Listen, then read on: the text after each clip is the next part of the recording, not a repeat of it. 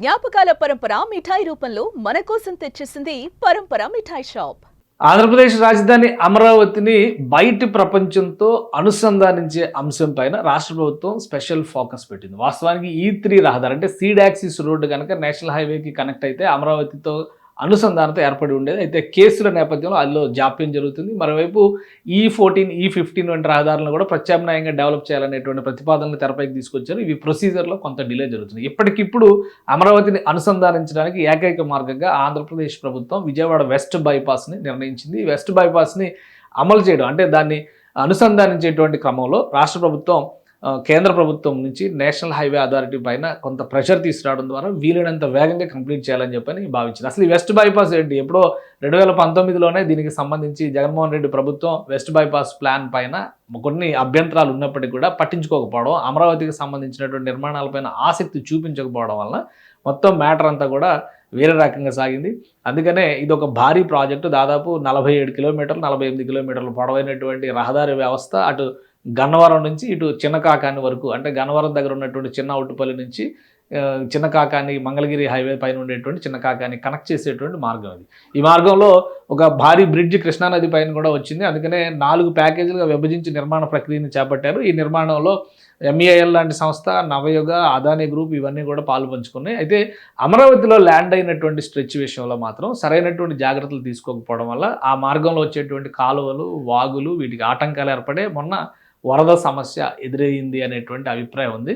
ఈ నేపథ్యంలోనే వాటిని సరిచేయడంతో పాటు వీలైనంత తొందరగా నేషనల్ హైవేతో కనెక్టివిటీ, నేషనల్ హైవే అంటే Vijayawada Hyderabad national highway NH65 అంటాం, అది విజయవాడ వైపు వస్తుంది. కానీ ఇటువైపు అమరావతి వైపు నుంచి వచ్చేటువంటి మార్గం మాత్రం NH45 అంటే వైజాగ్ నుంచి చెన్నై వెళ్ళేది, కలకత్తా నుంచి చెన్నై వెళ్ళేటువంటి హైవేకి కనెక్ట్ చేసే విధంగా ఇప్పుడు పనులు శరవేగంగా జరిగేలాగా జాగ్రత్తలు తీసుకున్నారు. ఇది హైవే 45కి సంబంధించినటువంటి దృశ్యం. దానికి అనుసంధానిస్తూ ఈ పనులు చాలా వేగంగా తెరపైకి తీసుకొచ్చింది కేంద్ర ప్రభుత్వం. ఇది భారత్ పరియోజన ప్రాజెక్టులో భాగంగా విజయవాడకి వెస్ట్ బైపాస్, ఈస్ట్ బైపాస్ని ప్రపోజ్ చేశారు.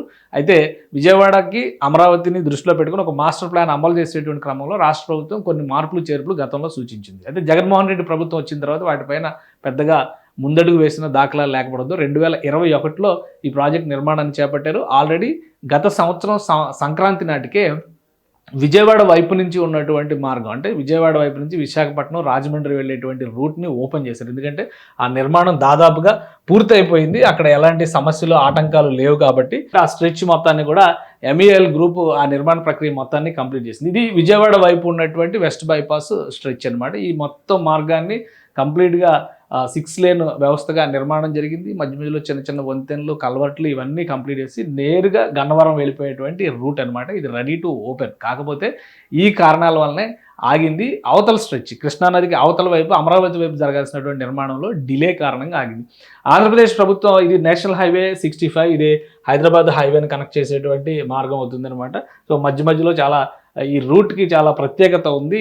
నేరుగా విజయవాడలోకి కూడా వెళ్లకుండా నేరుగా అమరావతిలోకి తీసుకెళ్లేటువంటి మార్గం అవుతుంది హైదరాబాద్ నుంచి వెళ్ళేటువంటి వాళ్ళని. అలానే అటు చెన్నై నుంచి వచ్చేటువంటి వాళ్ళు కూడా డైరెక్ట్గా అమరావతిలోకి వెళ్ళడానికి ఇప్పుడు అక్కడ అనుసంధానిస్తున్నటువంటి మార్గమే చాలా కీలకం అవుతుంది. ఇదే కాదు, విజయవాడ బ్రిడ్జి అంటే కృష్ణానది పైన కట్టినటువంటి బ్రిడ్జి కూడా శరవేగంగా దాన్ని పూర్తి చేయగలరు. బ్రిడ్జి కంప్లీట్ అయిపోయింది, బ్రిడ్జికి సంబంధించినటువంటి వర్క్స్ కూడా దాదాపు కంప్లీట్ అయినాయి. కానీ అవతల వైపు అమరావతిలో ల్యాండ్ అయినటువంటి చోట పెండింగ్ వర్క్స్, ఇప్పుడు కొత్తగా ఏర్పడినటువంటి వరద నీటి నిర్వహణ ఆటంకాల ఫలితంగా ఈ ప్రాజెక్ట్ డిలే అవుతుంది. అయితే ఆంధ్రప్రదేశ్ ప్రభుత్వం సంక్రాంతి నాటికి ఈ రోడ్డుని ప్రారంభించాలనేటువంటి ఒక టార్గెట్ పెట్టింది. ఇప్పటికే జూన్, జూలై నాటికి ప్రారంభించాలని ముఖ్యమంత్రి ఆదేశించినప్పటికీ పనుల్లో జాప్యం, టెక్నికాలిటీస్లో వచ్చినటువంటి ఇష్యూస్ వీటన్నింటిని దృష్టిలో పెట్టుకుని కొంత డిలే జరిగింది. అలానే హై టెన్షన్ విద్యుత్ లైన్లు ఈ ప్రాజెక్టుకి అటు ఇటు ఉండడం కూడా కొంత సమస్య అవుతుంది. వాటిని కూడా తొలగించేటువంటి ప్రయత్నాలు రాష్ట్ర ప్రభుత్వం చేస్తుంది. కాబట్టి సంక్రాంతి నాటికి దీనికి సంబంధించినటువంటి పనులన్నింటినీ కూడా పూర్తి చేసే దిశగా ఆంధ్రప్రదేశ్ ప్రభుత్వం కసరత్తు మొదలుపెట్టింది. ఇప్పటికే ముందుగా రాజమండ్రి వైపు విశాఖపట్నం వెళ్ళేటువంటి వాహనాలు మాత్రం లాస్ట్ టైం ఎలా అయితే అనుమతించారో ఆ విధంగానే ఓపెన్ చేసే అవకాశం ఉంది.